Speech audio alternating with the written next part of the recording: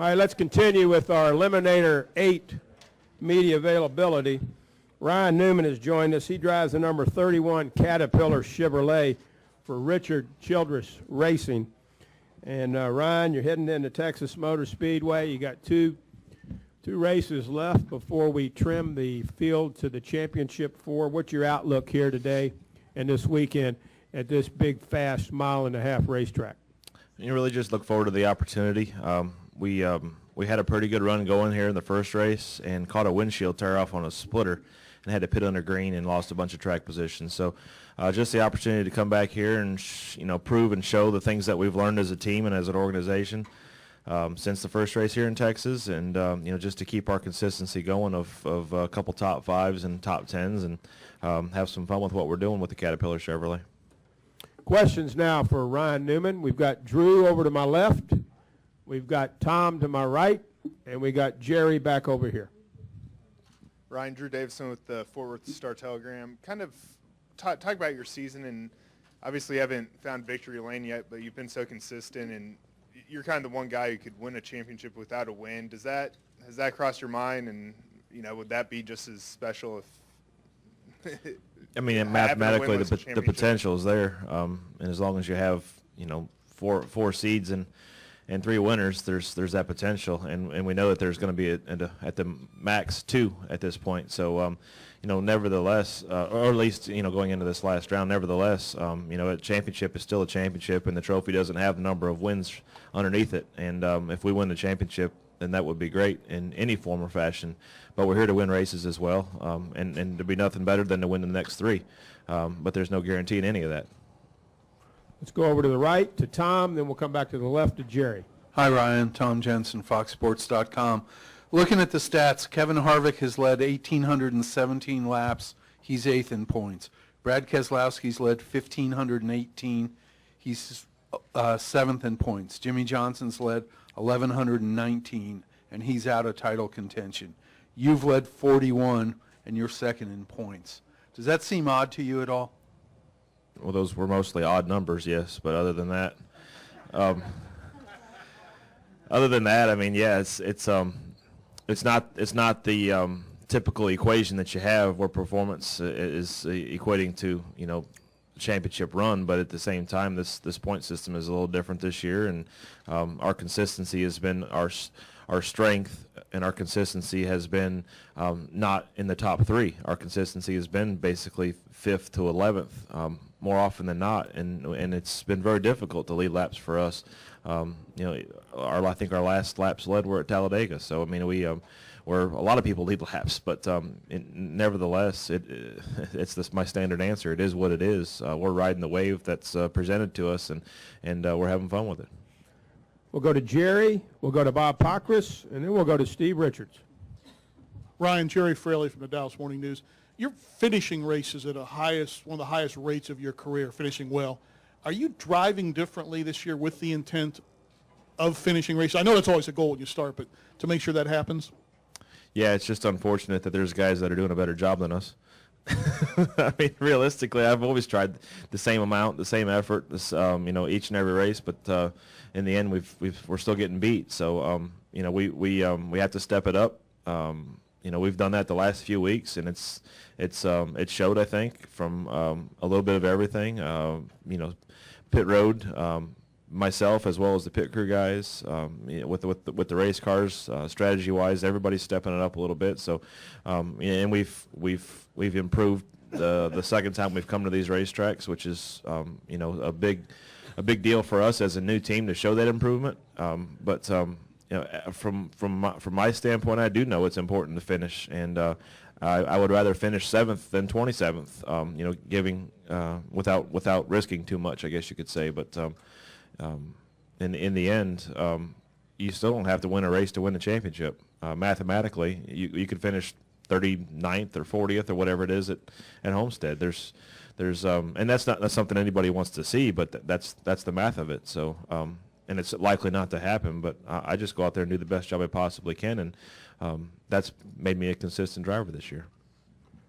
Right, we're going to go to Bob Pockris, Steve Richards, Claire Beeline. Bob Hocker, Sporting News. Is there any point spread that if you had on third you'd feel somewhat comfortable going into next week? Not really, no. Just because anything can happen. I still look towards Phoenix as being a high potential for some really crazy restarts with the dog leg in the back. We saw the start of that at Loudon, and the last couple laps of Charlotte were pretty intense.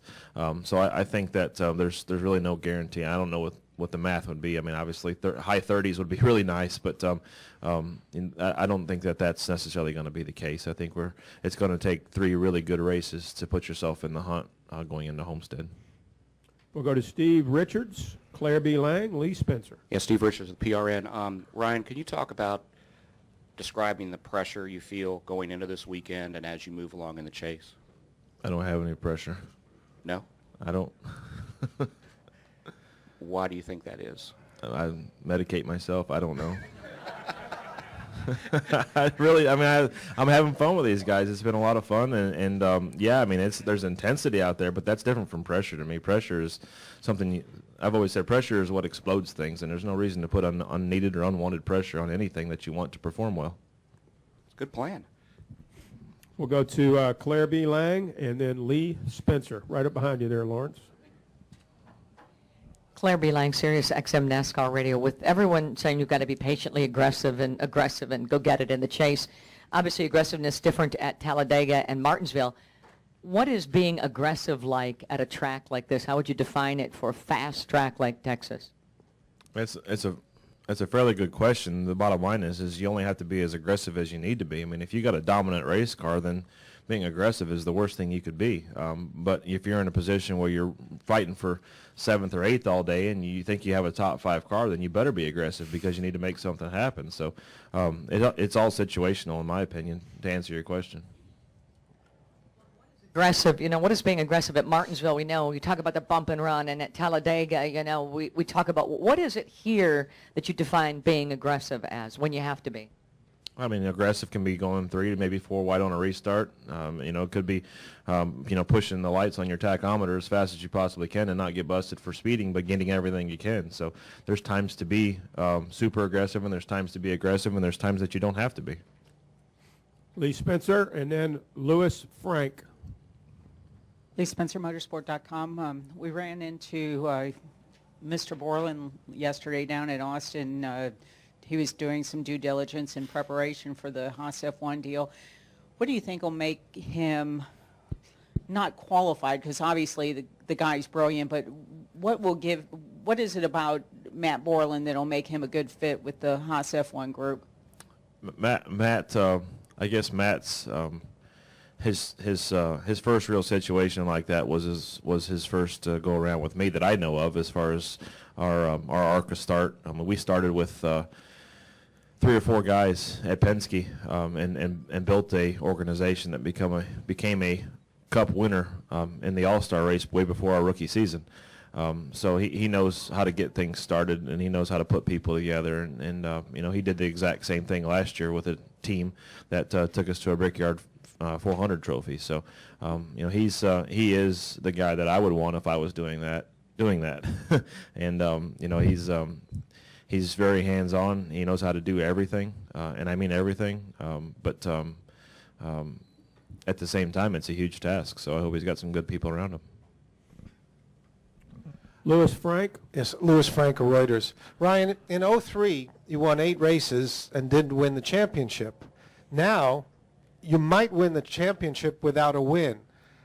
Pardon the leading question, but do you see any irony in that? I mean, Matt Kenseth won the championship that year with 2 wins, right? He started off the season with 2 wins and stayed strong, but never won again. So, and I guess you could say that he raced 34 races without a win. But in the end, I mean, that, like I said, the championship trophy doesn't have the number of wins written underneath it. And if and when they ever put you in the Hall of Fame, it doesn't say he won the championship without ever a victory. We've got victories, maybe just not in the 2013 season. You just never know. 2014 season. Any additional questions? Kenny, and then my man right back here to the right. That'll be the final question right over here, it looks like, maybe. Kenny Bruce with NASCAR.com. Okay, points aside, do Do you feel like you guys are a good enough team to win the championship if you get to Homestead? I feel like we are, without a doubt. It takes us continuing to perform and outperform where we have performed. We've gotten stronger as the year's gone. The last few races were nice. To have back-to-back top fives was something that's much needed at this time of the year for our team. So, yeah, I mean, without a doubt, we wouldn't be here if we weren't a contender for a championship. But like I said before, there's no guarantees to anything. There's no guarantees that we don't wad it up on the first lap here and never make it to Homestead. Final question back here to the right. Toby Christie, RubbingsRacing.com. Ryan, when you moved over to a new team, you would kind of expect there to be a little bit of a drop-off, but how far ahead are you guys this year towards the end of the year in your first season with RCR from where you expected to be? And also, when you look at the point standings, you look at behind you, every one of those Stewart-Haas racing cars are behind you. Is that kind of sweet seeing them behind you? Well, first of all, I'm glad I didn't meet your expectations. Otherwise, I'd be doing worse than I am. But I want everybody behind me. It doesn't matter if it's an SHR car or a Penske car or a Roush car. That doesn't matter to me. I want to beat everybody. That's how you become a champion. And we've been consistent this year and just look forward to the opportunity to continue to fight for this championship. Got one more right here, gentleman on the front row. Go ahead, sir. Hi, Ryan. Johnny Herbert, Sky Sports from the UK. I've just driven up from Austin. We're obviously with the Circuit of the Americas with the F1 race.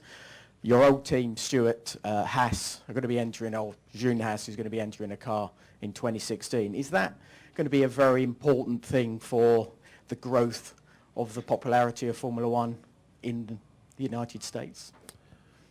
To me, you're asking the wrong guy, and it's a fair question. No disrespect, but if you're talking about short track racing or open wheel racing, with respect to what I grew up doing, I'd have a better answer for you. But I've never paid much attention to the F1 racing. I like watching a good race, but I don't. It's not that I turn it on or DVR it at 3 in the morning when it's on in a different time zone. So I'm not the best guy to answer that, but I would have to say that in the end it's probably good for the United States and to have something diversity-wise back in F1 that used to be there.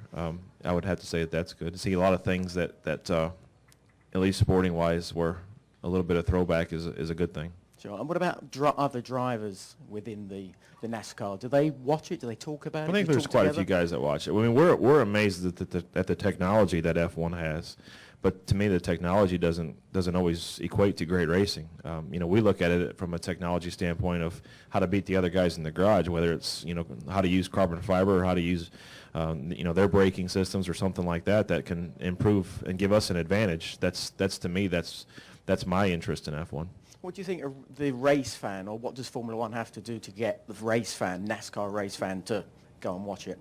I'd have to say that the answer to that is to get more cars in the field and to have more passing. I mean, it's all about passing. I mean, some of the best racing in the world is the guy that starts last in a 30-lap race and passes the guy at the start-finish line in the last lap. And I don't see that happening in F1 too very often. Great, thanks. Yep. Ryan, thank you very much. We'll let you go.